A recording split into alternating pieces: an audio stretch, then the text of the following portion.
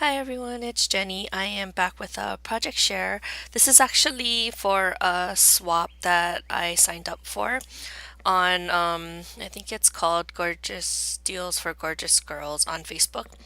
And the owner is Christine Sawvell. I think that's how you say her name. And she asked everyone who participates on that Facebook page that if they wanted to participate in a swap. So I had just joined the group, and then it was kind of an accident, but I'm glad I did it anyway. That I asked to join the swap. So anyway, the swap was for to make this envelope, and the envelope is made out of a 12 by 12 paper. And I did a project using the burlap paper on Sister Stamps. So you can check out my Sister Stamps channel to see how I made that one. But because this one needed to have a gorgeous girl on it, I didn't want to go with the burlap. I decided to go with some regular printed paper. So she has a tutorial on her YouTube channel that you can check out, and I will link it in the description box below. But anyway, it's pretty easy. It's all it is you need two-sided 12 by 12 paper, and it makes this nice size envelope. And the envelope is actually two-sided, so I'll show you both sides as I go through it. But let me just kind of start, and all you have to do is basically fold and tape. So I used this Maya Designs, I think that's how you say it, Maja. I think it's Maya Designs paper that I got from a local scrapbook store on Oahu called the Scrapper's Den. And she carries a lot of hard to find items that my girlfriends and I like. Because the regular scrapbook stores don't really carry this kind of shabby chic look. So I was quite happy to get some at our actual store so I could see the print. My swap partner, I should have said that before. Um, she is what you call it? I'm sorry. I'm trying to look up who it is. What's her name? Her name is Cindy. Hi, Cindy. Cindy Hooks, and she is. She told me that she likes the color purple, so I wanted to make a item that a envelope that kind of was something that she would like to have. So that's why I use this paper because I don't have a whole lot of purple, and this one was a nice purple that was shabby that kind of matched the look that I was going for.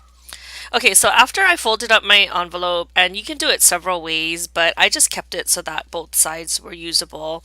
And I also, I think it's this side. Nope, it's this side. I left the side open so I can actually stick something in here as well, but I haven't filled that part yet.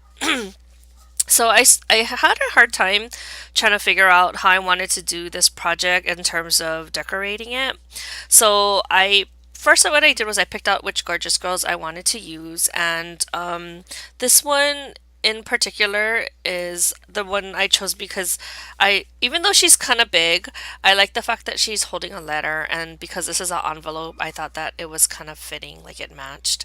And then I actually stamped it on, like, I was gonna color it with my Copics, but I decided that since this is kind of like a washed out shabby look, I wanted to try the watercoloring because I've been dying to do it and I just haven't done it. So I'm like, this is gonna force me to do it. So I stamped the image on watercolor paper, and I used like a permanent ink. I used actually the Ranger archival ink because then when you use the watercolors over it, it's not gonna bleed. So I started with that, and then I got out my distress pens, which I hardly use, and I'm like, hey, I'm gonna just use it so I can make use of it.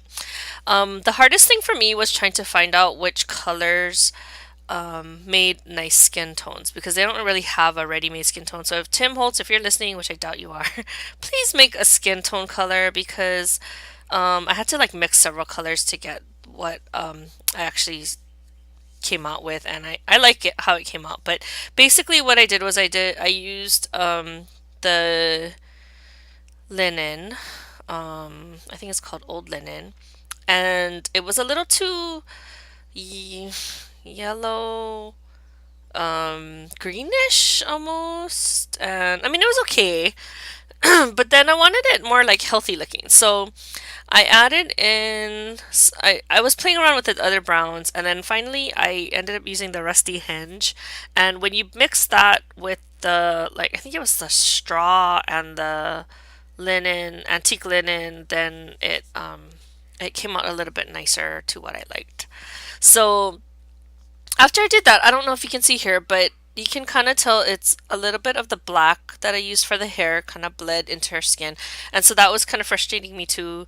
So what I used was just a tissue, and I would blot it every once in a while so that it wouldn't bleed together. And then when it did bleed, I would kind of get my water brush and kind of move it back. So I think it cleaned it up okay, but that was one challenge that I had in using the distress pens.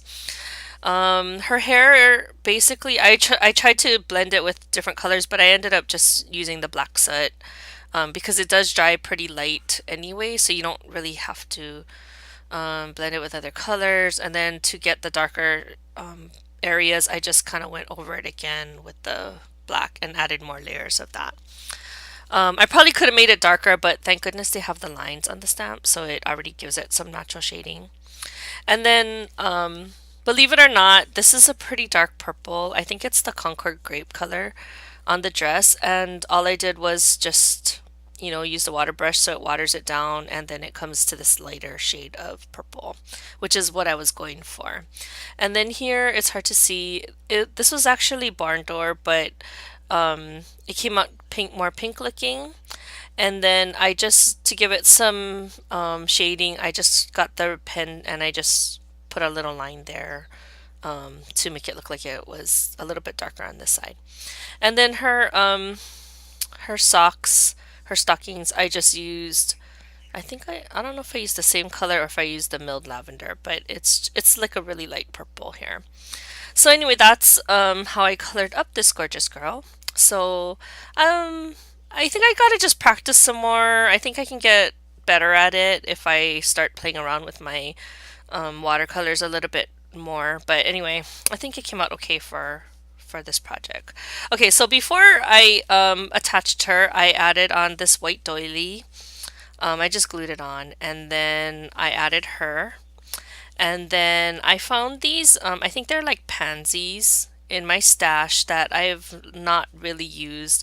But for some reason, I tried all these other flowers on here, these purple flowers, and this is the one that I like the best. Like I felt like it matched the project the best out of all of the other ones. Like I tried glitter, I tried big flowers, I tried small flowers, and I kept coming back to this one. So I'm thankful that I had enough to finish this project. And then I found these Prima leaves in my stash. I really love these. I wish they would come back out with these some more because I can't find them. And I'm kind of like halfway through my pack. But anyway, and then I added the pansies all around. And then this here is actually a stem of, I don't know if it's lavender or lilac from Wild Orchid Crafts. And I don't know if you can see it like this. It's two stems that you twist the ends together and then you bend it to form a heart. And then I just glue gunned it so that it stayed. But I think I saw that on Creative Kelly from Cali. I think she did that long time ago, and I always remembered it. That's why I bought these, and I hardly use them, so I decided to do it here. Because you know me, I love hearts. Okay, and then inside I stuck in some bling that I had, and I never really used, so I thought I'd share that with her. And this side, because, okay, so you can also like glue the two covers together like this, like this, and then just make one envelope like that. But I didn't want to do that. Oops, see, that's why I didn't want to do it. Okay, so then here I have, I think her name is Ladybird, and she's one of my favorite images. I really like her design and her pose. And I colored her up the same way that I colored up this other girl.